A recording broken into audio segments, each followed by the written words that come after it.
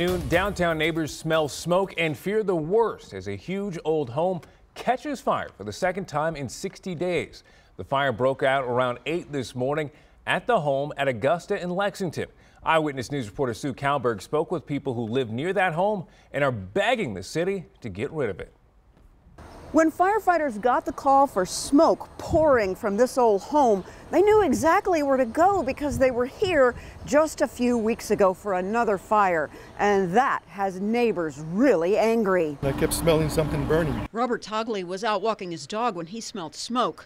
The tragedy of losing a firefighter to something as stupid as this, where the city won't let them tear this house down. That's crazy, absolutely crazy. Togley and others say even though a fence was installed after the first blaze, the place is still overrun with transients. There were a lot of people coming in and out every day. Upon arrival, the person was trying to go in and out of the building. The soot-stained and shoeless man refused medical treatment, but he was interviewed by arson investigators.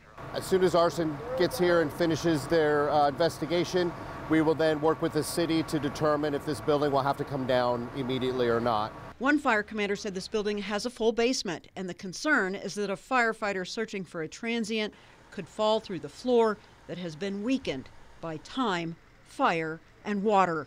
What's next? The neighbors say they hope someone will do something now so there won't be a next time. Sue Calberg, KENS 5, Eyewitness News. And right before